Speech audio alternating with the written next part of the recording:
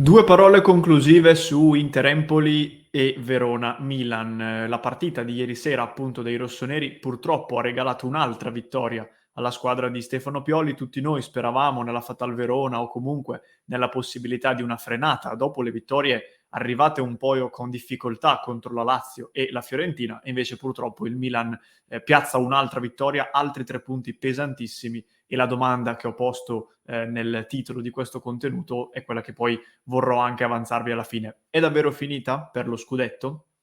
Ben ritrovati amiche e amici di Passione Inter, nuovo contenuto. Oggi apriamo una settimana che è comunque molto importante e ci arriviamo anche nel corso dell'episodio con due parole conclusive sull'ultimo turno di Serie A che si è concluso ieri. Poi questa sera ci sarà Fiorentina-Roma, ma è una partita che non ci riguarda. Vado subito nel tema e nel dunque. Per quanto riguarda Inter-Empoli ne abbiamo già parlato a lungo, trovate sui nostri canali le varie analisi, gli approfondimenti, anche la reaction mia e di Lorenzo ai vari gol che vi consiglio di vedere perché è molto divertente. E cosa c'è da dire? Ci rimane una bella vittoria ottenuta con una partita giocata comunque bene, abbiamo creato tantissime occasioni, tirato tantissimo in porta. Purtroppo va rivisto in maniera molto importante l'approccio della prima metà del primo tempo che ci ha condotto fino all'iniziale svantaggio di 0-2. Un approccio che purtroppo non mi aspettavo sinceramente, visto quanto era decisiva questa partita, e che se dovesse ripetersi sia mercoledì in finale di Coppa Italia che domenica contro il Cagliari, a quel punto difficilmente ti permetterebbe di ottenere un'altra rimonta come quella contro l'Empoli. Quindi spero che la squadra faccia attenzione e ritorni a giocare le partite con la testa per tutti i 90 minuti. Come diciamo sempre, 90 minuti più recupero. Concentriamoci però su Verona-Milan, che è la partita che si è disputata ieri e che tutti noi stavamo effettivamente aspettando. Innanzitutto noi nel club di Passione Inter ce la siamo guardata tutti insieme in chiamata con Lorenzo e con i nostri abbonati, quindi vi invito ancora una volta, se non lo avete ancora fatto, fate un salto su www.passioneinter.club perché ci teniamo tanto, stiamo creando questa community di tifosi dove la parola chiave è interismo, community. Vogliamo veramente passare del tempo con voi, scambiarci opinioni, sentirci e vivere insieme a quello che è il mondo Inter. Quindi mi raccomando, poi appunto ogni tanto in base alle varie partite ci guardiamo anche delle partite insieme e ce le viviamo tutti insieme come un vero club interista. Quindi mi raccomando, fate un salto su passioneinter.club. Detto questo, io nelle ultime settimane ho ribadito spesso un concetto che so che non diciamo fa parte di tutti i tifosi dell'Inter ed è assolutamente legittimo. Se così dovesse andare, cioè se il Milan dovesse vincere lo scudetto, io gli farò i complimenti, perché vorrebbe dire aver ottenuto un risultato molto importante.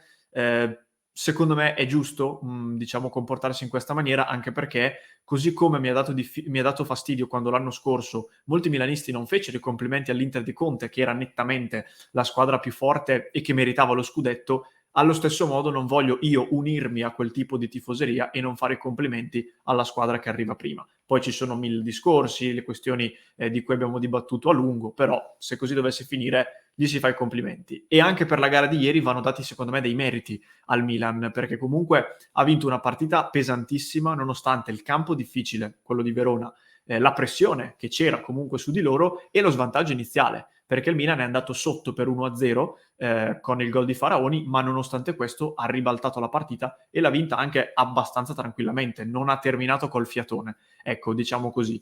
La cosa che mi ha un po' preoccupato, vi dico la verità, è che l'1-0 che ha subito il Milan non mi sembra averli particolarmente toccati mentalmente. Cioè, visto tutto il contesto, mi aspettavo che andare in svantaggio potesse farli un attimino, potesse destabilizzarli un po'. E invece, sinceramente, questo non l'ho visto, e tant'è vero che poi è finita come vi ho detto un attimo fa. Cosa che, per esempio, purtroppo ho visto nella mia Inter, nella nostra Inter, contro il Bologna, che una volta segnato l'1-1 ha messo un attimino in difficoltà i nostri, che hanno comunque continuato ad attaccare, però è sembrato aver perso un po' di lucidità in quel momento la squadra. E questo un po' mi preoccupa, perché era uno dei punti su cui avrei fatto fede per un'eventuale frenata del Milan, cioè le circostanze di una partita che magari si complicano, che li mettono in difficoltà, cosa che invece, ripeto, non ho visto, ma magari è stata una mia sensazione, quindi fatemelo sapere anche voi.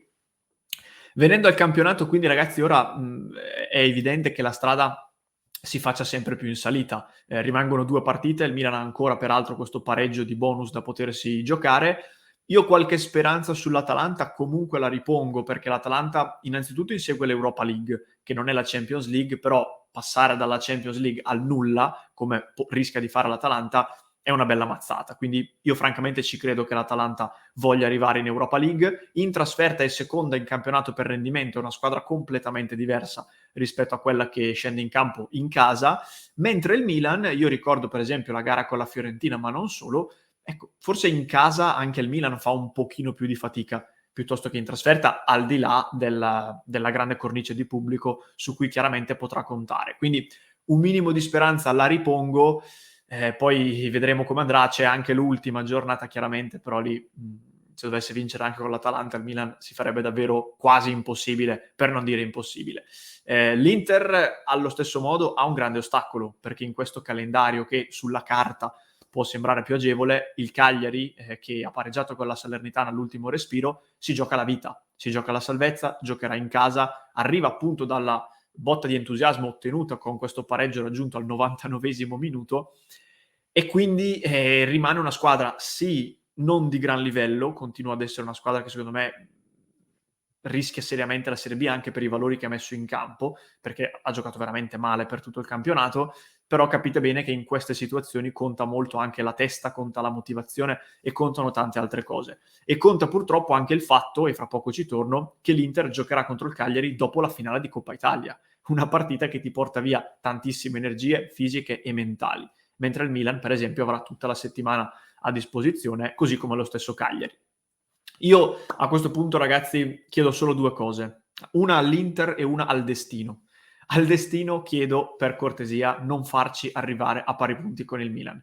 Piuttosto di questo preferisco perderlo di 4 punti, preferisco perderlo con una giornata d'anticipo, ma non voglio arrivare a pari punti. Non voglio proprio, perché sarebbe un rosicaggio nel rosicaggio, sarebbe una delusione nella delusione, quindi quello spero di no. All'Inter invece chiedo di, qualora venisse davvero perso questo scudetto, chiedo di perderlo per i meriti del Milan, non per un passo falso interista. Cioè io non voglio immaginare un Milan che magari clamorosamente perde in casa con l'Atalanta e l'Inter che gioca poche ore dopo pareggia col Cagliari. Questo no. Io voglio che l'Inter batta il Cagliari, batta la Samp ed eventualmente perda il titolo, perché il Milan anche lui fa il suo lavoro contro l'Atalanta e il Sassuolo. Queste sono le uniche due cose che chiedo, ripeto, al destino e all'Inter.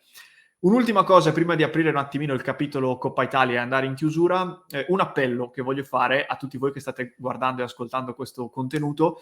So che in questo momento, ne abbiamo parlato anche ieri nel club, siamo rimasti in chiamata ben più a lungo della fine della partita e naturalmente la discussione è emersa.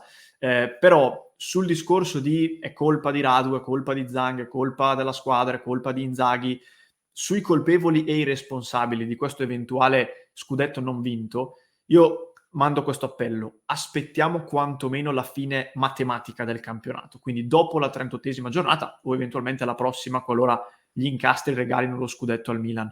Non iniziamo già ora a cercare i colpevoli, innanzitutto perché non è ancora finita. È molto difficile, credo che questo sia il sentimento che comprenda un po' tutti, però non è finita ufficialmente, quindi aspettiamo la matematica, prima cosa. Seconda cosa, ragionare a mente calda è sempre molto difficile e ti porta spesso a dire delle cose, a analizzare la situazione non nella maniera ideale. Quindi io personalmente cercherò di analizzare questa stagione a freddo, dopo aver metabolizzato, e non so quanto mi ci vorrà, perché è abbastanza normale che non sia facile, però secondo me questo va fatto. Quindi sfoghiamo, ok, la rabbia, la frustrazione, però con le analisi complete, con il dire colpa di questo o di quell'altro, aspettiamo. Questo è l'appello che voglio fare a tutti voi. Chiudo con la finale di Coppa Italia, perché dicevamo Juve-Inter si gioca mercoledì, è una finale importantissima, innanzitutto perché l'Inter non ci arriva da 11 anni e quindi, così come lo scudetto dell'anno scorso, anche questa finale, questa eventuale Coppa sarebbe storica e molto importante. È un trofeo. Io, ragazzi, non sopporto chi sminuisce i trofei, la Supercoppa, la Coppa Italia. Ci arrivi lì, è un trofeo, io lo voglio vincere, punto. E quindi già solo questo potrebbe bastare per dire quanto è importante. Potrebbe essere peraltro il secondo trofeo stagionale dopo appunto la Supercoppa. Sarebbe un'altra sconfitta per la Juve, che rimane, noi lo ribadiamo spesso qui su Passione Inter, anche così sommessamente, ma lo facciamo, rimane la squadra che ha preso Allegri, gli dà 9 milioni a stagione, ha investito quasi 100 milioni complessivi a gennaio su Vlahovic, sarebbe un bel fallimento non vincere nemmeno la Coppa Italia, anche se questo si sente dire poco. Quindi un ulteriore KO per la Juventus, che sarebbe la quarta partita contro l'Inter dove non riuscirebbe a trovare la vittoria, Supercoppa, Coppa Italia e le 2 di campionato. Quindi anche questo si aggiungerebbe alla storia di questo campionato. E purtroppo, ultimo aspetto, ma non meno importante, in caso di eventuale campionato perso, addolcirebbe ulteriormente la stagione, la renderebbe meno amara, ecco, diciamo così, piuttosto rispetto allo scenario in cui perdi anche la Coppa Italia. Chiaramente però attenzione alle ripercussioni sulle prossime 2 giornate. Ripercussioni che possono essere mentali in caso di sconfitta, che ti può creare un contraccolpo abbastanza forte, ma anche fisiche, perché ricordiamoci che la Supercoppa l'Inter l'ha vinta al 121esimo, quindi è andata ai supplementari. Qualora accadesse anche mercoledì, rispetto a quello che dicevo prima sulla gara col Cagliari, potrebbe essere un altro problema, un altro ostacolo verso queste ultimissime partite dove l'Inter si gioca davvero tutto. Queste, ragazzi, erano le mie 2 parole conclusive sul tema, sulla giornata di campionato e sulla Coppa Italia che siamo pronti a vivere insieme. Allora, innanzitutto vi chiedo di farmi sapere nei commenti cosa ne pensate, se ci credete ancora, se non ci credete più. Tema libero da parte vostra, io come sempre vi risponderò. Vi ricordo qualche cosa. La prima, passare su passioneinter.club, mi raccomando, ve l'ho detto anche prima, ci teniamo molto, quindi fate un salto per unirvi alla nostra community di abbonati, oppure se volete sostenere il nostro progetto potete farlo anche abbonandovi su YouTube, se preferite, però noi consigliamo sempre il club perché è la nostra community che abbiamo molto a cuore. Vi ricordo, mercoledì, finale di Coppa Italia, stiamo preparando tante sorprese. La prima potrebbe essere una diretta un po' più lunga per la partita, ma gli estremi orari ve li daremo nelle prossime ore. La cosa importante però è che stiamo preparando un contenuto speciale per tutti voi in regalo. Se volete ottenerlo, se volete riceverlo, speciale per la Coppa Italia, non dovete fare altro che iscrivervi con la vostra email al link che vi lasceremo in descrizione. Lo trovate qui sotto. Mercoledì mattina, giorno della finale, riceverete in via totalmente gratuita. Io so già di cosa si tratta, ho già avuto qualche spoiler da Lorenzo e dal nostro grafico Francesco, ne vale la pena, quindi mi raccomando lasciateci l'email qua sotto e lo riceverete e vi preparate in questo modo per la finale. Per il resto vi ricordo chiaramente un like se vi è piaciuto questo contenuto e poi ci rivediamo tutti i giorni a partire da stasera in diretta dalle 19:30.